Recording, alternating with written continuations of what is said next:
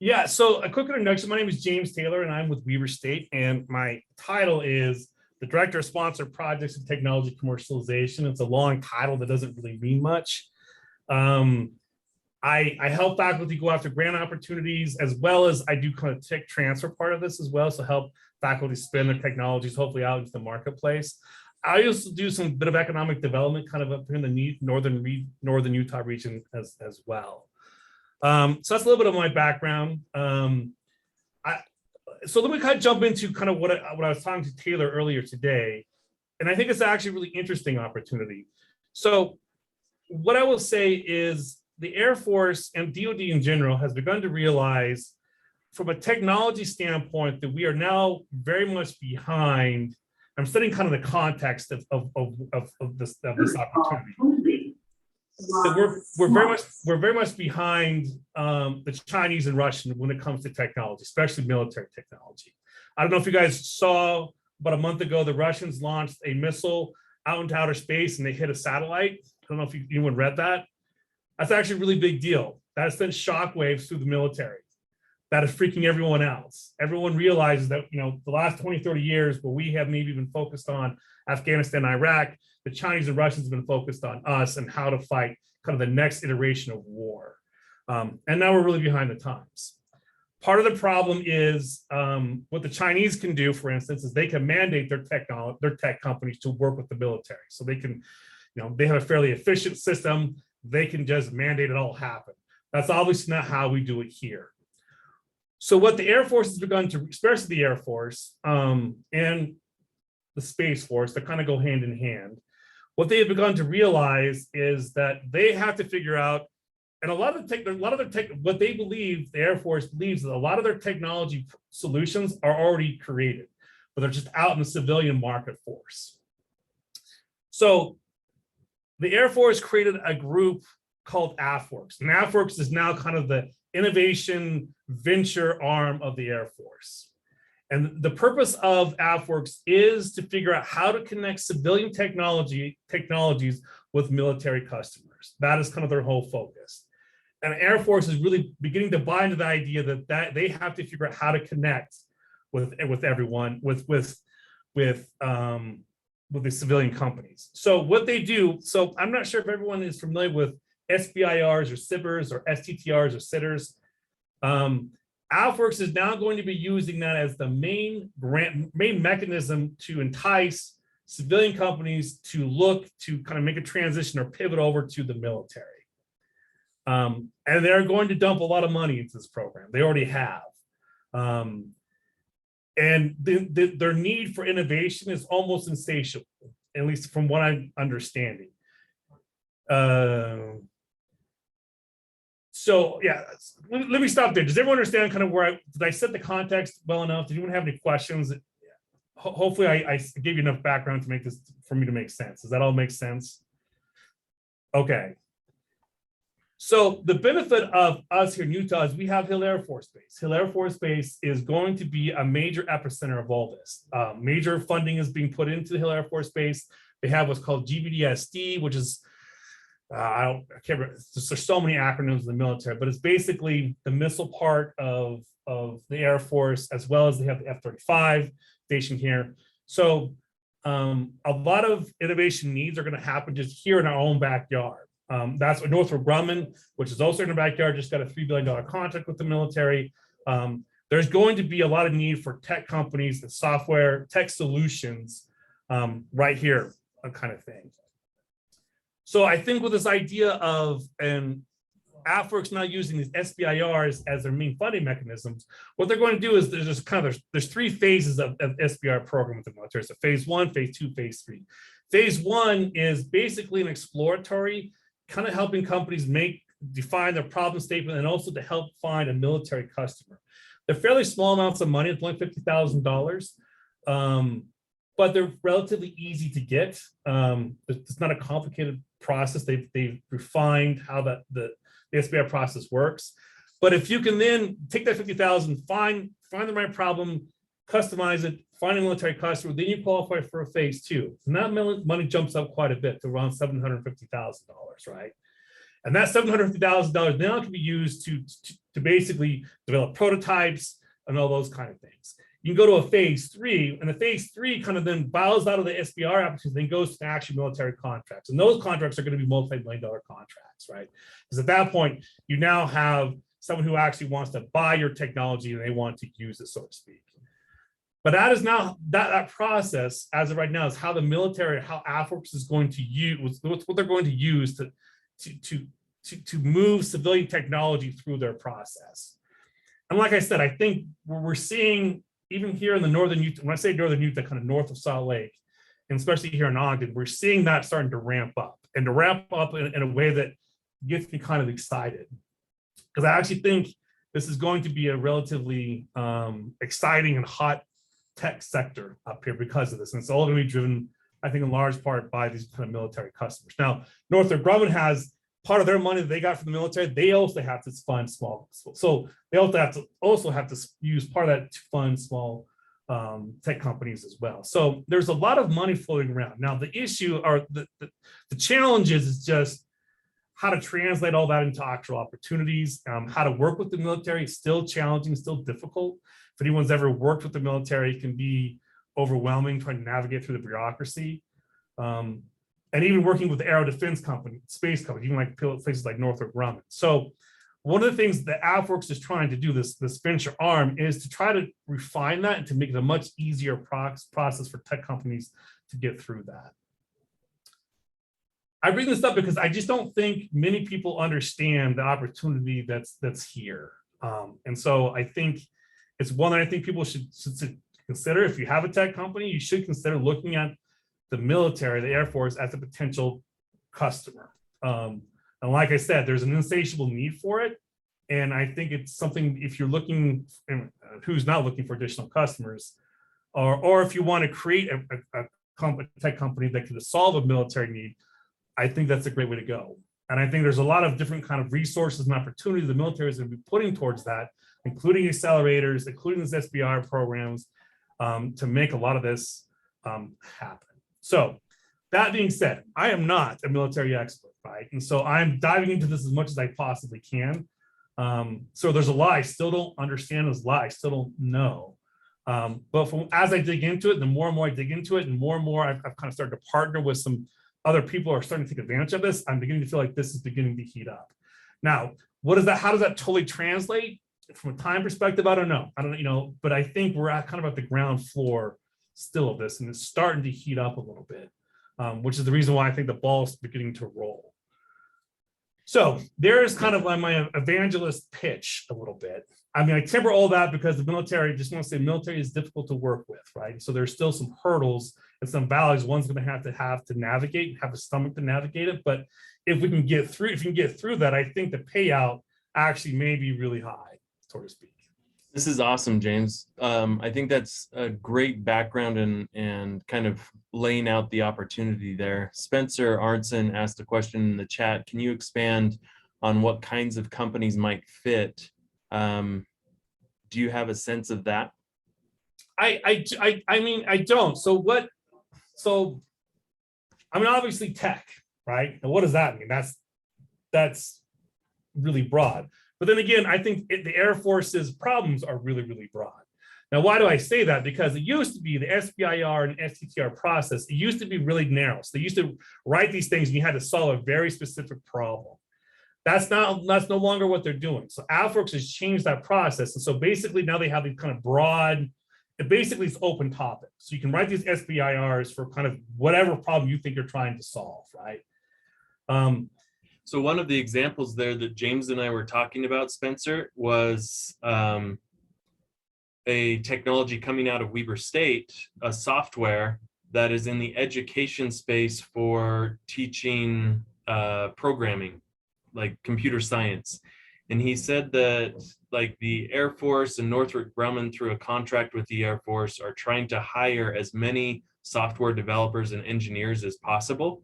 And so they're already in that space, but we're looking at that and saying, okay, could we write one of these grants to say this education software could be used by the Air Force to train or do professional development or continuing education for all of those engineers that they're hiring. So it is a little bit ancillary. It's not like we're trying to create software that's going onto a satellite or in a missile or something like that, but the Air Force would be a customer of a piece of software like that. And so it is, I don't know if it's too much of a stretch to say, yeah, if you can figure out how the Air Force would buy your product or why they would buy it, it would probably apply to this program. I mean, the other thing that I was thinking of, Taylor Bennett, is maybe some of your clients who are already doing R&D and getting tax credits with you to do that. It would just be an expansion. I don't think they can get tax credits for grants that they spend money on, but they're already doing that R&D work. So it may be an expansion of what they're already doing. Yeah, that's totally true. It does kind of depend on where the funds come from and that they're using for R&D. So that does play a role, like you said, with grants, but I totally agree. I do have a question. So on the tech side, so we're speaking mostly on the software, or are we talking technology in products and innovation in products, or do we feel like it's mostly software related at this time? It's all of the above, right? And I think the most easiest pathway for us, and I'm actually working with a nonprofit corporation called Catalyst Campus, which is starting to kind of take advantage of this, and they're going to, especially more on the software IT side of it, but it's across the board, right? So it's all of the above, from engineering services to products to materials to probably even environmental technologies to, I mean, they probably have across the board that they're going to need technologies too, right? So, I mean, to answer your question, is just the military is a big place, the Air Force is a big place, the Air Force has a ton of problems, right? The issue is convincing that sometimes the problem with the Air Force is that they have a really intense bureaucracy and they have a lot of turnover, right? And so sometimes you have to educate the Air Force themselves that they have a problem, that this is their problem. Because I've been talking to some program managers who kind of make they're the ones that kind of make these decisions, and sometimes they're not educated enough to know what the problems they're trying to solve, right? So this is where the AFWERX is trying to do a lot more work about how to educate their people internally about how to work with civilian companies and how to define problem statements and all those kind of things, right? But I think it's really across the board, right? Now, Hill Air Force Base has it's a bit more specific kind of thing, probably, and certainly kind of on anywhere on the software side of things to materials, to AI. I mean, it really is across the board, right? Like I said, I want to be careful that I don't put myself as too much of an expert, because I know enough, honestly, to be dangerous, and I obviously want to spend more time doing this. But I'm more than happy to sit down if we have other questions, if we wanted to figure out how I could help connect, I can do that. But I'm still kind of really at the tip of the iceberg with a lot of this myself, so to speak. I just don't think a lot of people know about it. That's one of my big points. Yeah, one thing I would highlight there, James, also, Karthik, I see you putting some of those links and whatnot going back and forth in the chat. The link that I put up at the top is to the AFWERX that James is talking about. And it is a little bit different than a typical like DOD SBIR call for technologies. The AFWERX site goes through and says, okay, they're doing these small bets, medium bets, and large bets. The small bets are the phase one, and they're different than the typical SBIR phase one that are somewhere between 150 and maybe 250 grand. These are what they're calling small bets at 50K, and they're doing up to 1,500 of those this year. But it's an open application, is what I just read, is like you kind of propose to them what you would want to do with that 50K.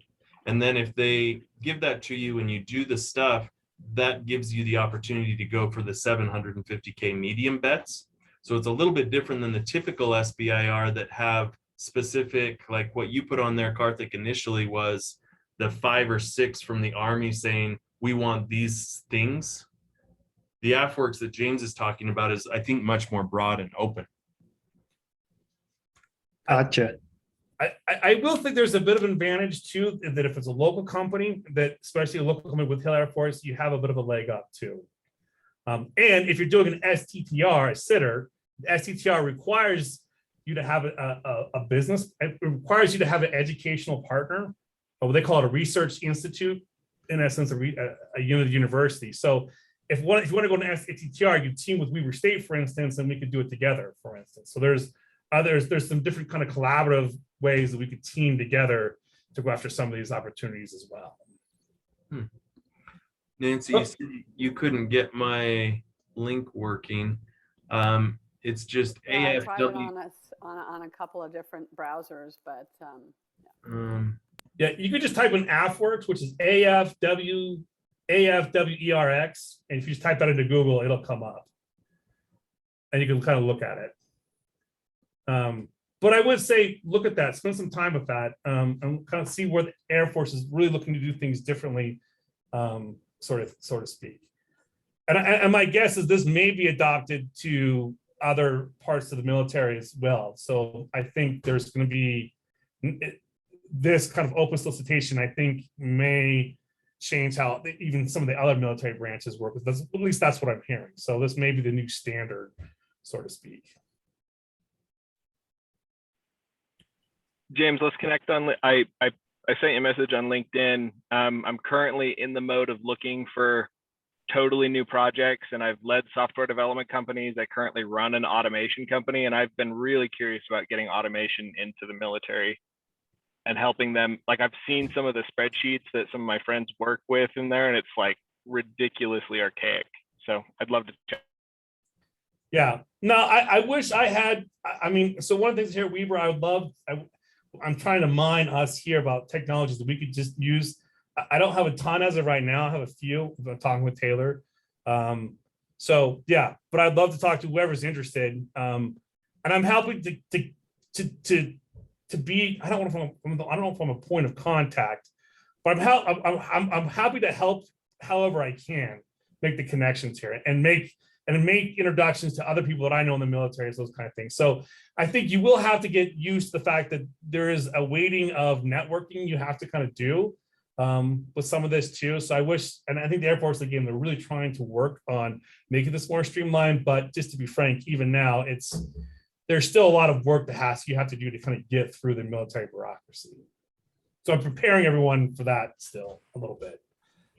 And James, would you be the point of contact on any STTR opportunities? Yeah, I would love that. Especially if you're looking for an STTR opportunity, I'd love to be a point of contact. So that, I don't know if everybody knows kind of the difference between an SBIR and an STTR. SBIR is kind of more awarded to outside companies, independent companies, and STTRs are awarded in combination with a research institution like Weber, like a university and a company. And so money is spent both at the university and within the company. SBIR, most of it is just awarded to the company. So that's where, James, I think you could probably help. If anybody's working with a company where there may be overlapping technology or a requirement for talent, that's where an STTR and tapping into James and the talent at the university could be helpful. Is that fair, James? A fair assessment? It totally is. And here's what I'll tell you. So between Northrop Grumman and Hill Air Force Base, the need for talent it's insatiable. Like they're hiring. I've heard numbers, and that don't quote me on this, but it's like they're hiring engineers and CS people. Like it's like 1,000 a month kind of thing, and they cannot hire fast enough. This is recorded, so I am going to quote you, James. I don't care. Quote me. So maybe I won't use an actual number, but that's some of those numbers that I've heard, and I can't verify that that's the actual number, but it's an insatiable number of people, right? And so I think the opportunity here, both from a talent and innovation need, is pretty big. Anyhow, so yeah, I'm happy to kind of connect with anyone. I could put my email and phone number. That would be great, James, because I don't know how much time you spend on LinkedIn these days. Yeah, I'm lousy. I'm not the best. Because if somebody tries and finds James on LinkedIn, it tells you that he's still working at the University of Utah, which I think is about 7 years ago, James. Something like that. Whoops. All right, so I'm putting here's my email and my phone number. So feel free to contact me. That's probably the easiest way to get a hold of me. Probably just send me a quick email, then let's connect. Would be put that in the chat. I thought I did, but maybe I just sent it to Alfred. I'm sorry. Let me do that to everyone. Hold on. Anybody who wants to talk to James, just go through Alfred. Yeah, Alfred now just became my point of contact. You got it. I'll handle your schedule. Yeah, he now schedules everything for me. Sorry, Alfred. All right, there it is. I think I sent it to everyone. I apologize. No worries. Any other questions or comments from anybody about what James is talking about? This has been super interesting, James. I appreciate you doing this. James, you mentioned before that the one of the main problems you have is the fact that it's kind of a clunky system to go through, right? It takes a lot of time. It's hard to find, the right matches with the government versus the private sector. SBIRs, I think I grew up working for my dad who did SBIRs all the time. He did it for like 20 years or something similar. Is the military open to doing a different method of transporting their technology from the private sector to their, say like their missiles or something like that? I mean, it seems like they're set on this path of implementing technology without it being very effective, or at least it's slow. Are they open to other ways to do that? I don't know. So again, I'm not a military spokesperson whatsoever, right? And it probably would, if you're really interested, we could probably find someone who could at AFWorks who could even speak to this group about that. I don't know. I mean, I think they're this is the reason why they're using the SBIR and STTR system, because it's already kind of there, and they feel like that is at least one way to kind of break through some of the bureaucracy that they have in the past. Now, how effective that ultimately ends up being, I don't know. And maybe a year down from now, they'll realize that doesn't work and they'll try something different. So I can't say what else they're going to use. I just know that right here, right now, that's the mechanism they're using for people to explore the military as a customer, so to speak. James, go ahead. Sorry. Go ahead, Joe. Just saying that might be the biggest issue to tackle in the long run is how to make that process more efficient. I mean, we can put you in contact with technology companies, but ultimately, if the process from the technology to the product doesn't work very well, it probably needs looked at as well, as you probably know. Yeah, and I know that AFWorks, here's what I will say, AFWorks realize that it's a very cumbersome process, and they realize there's this big valley. And I think AFWorks themselves, I mean, that unfortunately, AFWorks is going to have to figure this out, and the Air Force is going to have to, they're going to have to do a lot of work. But I get the sense is that they're going to put a lot of resources into making this a much more, I mean, how efficient and ultimately is it being, I don't know, but they are going to put a lot of effort into doing whatever they can from the standpoint. Now, I will say that there are like business accelerators that are popping up that's kind of specialize in helping companies kind of work through that process. I mentioned one called Catalyst Campus, but they're not the only ones doing some of this. So there may be some opportunities there as well. James, it also seems, have you had any that there are opportunities kind of, Joe, to get technology into the government by becoming a provider to like the Air Force? It seems like from what I remember, there's a really long process to become a provider for DOD or to be able to sell to DOD or a contractor.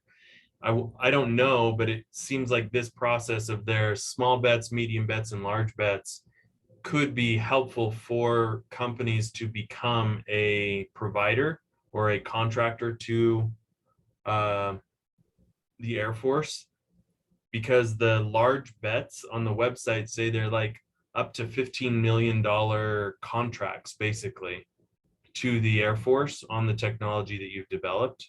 So this may be a way for companies to kind of navigate through the bureaucracy of trying to get into the government. Just a thought. Any other questions we can pummel James with? Yeah, I have a question a bit about that. So if you do one of these I forget the name, STR or STTR, Yeah. the company ends up with the patents, correct? Correct. Or is it like a joint thing where the Air Force owns part of it because they funded it? No. You'll own all your intellectual property.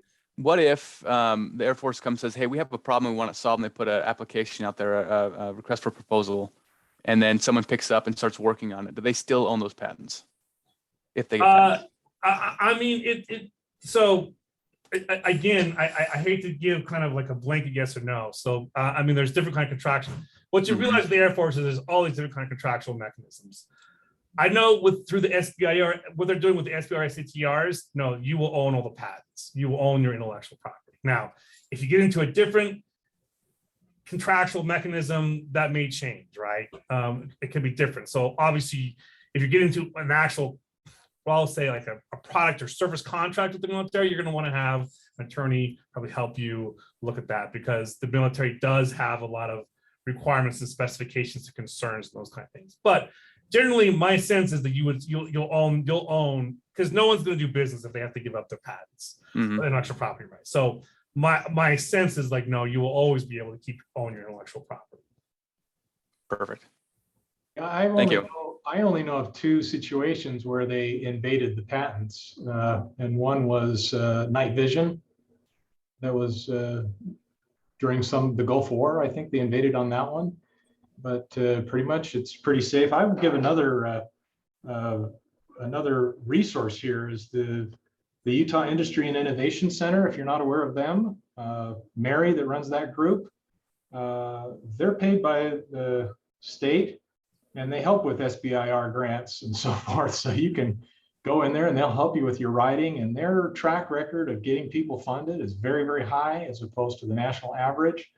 So I don't know if you spoke about that already, James. I apologize, I was late on something else. No, I have. And what I will say is the Innovation Center is getting very well plugged into the opportunity here. So there's been conversations between Hill Air Force Base or AFWorks in the state. So a lot of that's starting to kind of connect into a nucleus, so to speak. So I think the Innovation Center, I'm not sure how well they're plugged in, but at least I know they know of kind of these opportunities. And I suspect that may be a bigger source for them. And so I think they'll be they'll probably be very well versed in how to help people get SBIRs. They're excellent editors and writers. And so you may not like your application when it comes back from their edit, but it's their whole goal is to get you funded. So I would take a look at that. And that's another resource in terms of asking questions about, can the government invade patents and so forth when you're funded through government grants. It's anything that's non-dilutive is fantastic for entrepreneurs. Wouldn't you say, Taylor? Yeah, definitely. I mean, when I was at the University of Utah, we would get, I think it was somewhere around $40 or $50 million a year in SBIR grants. No, maybe 10 or 15 million a year in SBIR grants for companies that had licensed technology from the university. And in my 10 years there, like what you're saying, Robert, I never saw the government come in and take a patent. The only time that we heard of that happening was if the technology would be a national defense or national threat or something, a security threat or something like that. But after filing 1,000 patents, we never had the government come in and take one. No, they did night vision, and I think there was something about COVID and the RNA delivery system or whatever that they might have gone in on that one too. But I mean, if that's all over the last 50 years that ever happened, then I'd say it's pretty safe. Yeah. And I mean, to be honest, I don't think the Air Force will be incentivized to do it, because if they do that, then they basically ruin their whole program. Right? Oh, sure. Yeah. So yeah, it would have to be an emergency kind of. And I'm not a patent expert that way. So again, you know, I don't want to advise anyone, but my understanding is, to Nathan's point, that it probably is not going to happen. Built into the contracts that you would see with the military if you got an SBIR, it'll say that you own your intellectual property. And we're looking, Robert, to your point of non-dilutive capital, we're looking at that from our studio perspective. Right. and saying, if we're going to spend, like on the technology that we're looking at working on with James, if we're going to spend $100,000 or $200,000 developing that, and we could get a $50,000 grant that's non-dilutive, that's fantastic. You know, it just adds to what we're doing. Or Um, and even better, because like and really the phase two happened relatively quickly, they're talking $750,000, right? So then now you're talking about a much bigger chunk of change. Oh, any money that you can get that's non-dilutive, and that's not it. I mean, you can get customers or prospective customers to pay you to do what you're going to do anyway. There are a lot of ways of going around the, you don't have to go out there and have an equity fundraise, which everybody in Utah seems to think that that's the greatest thing ever. I just raised $5 million on a seed round. I'm like, why? You didn't have to do that. There's lots of ways around it. Yeah. Anyway, so not to take your thing, Taylor, but I agree completely with non-dilutive funding. So here, and I guess my point is here's one that I'm not sure everyone understands, that this is one that there's a lot of opportunity here. So that's really cool. There's my summation. Well, thanks, James. This is awesome. We're at time right now, so really appreciate you presenting on this. I'll have the recording up as soon as I can on the middayconnect.com. So we'll share that. And if you've got questions, reach out to James. His contact's in the chat right now, so grab that before you leave. But James, thanks so much for spending some time with us, and thanks everybody for joining us today.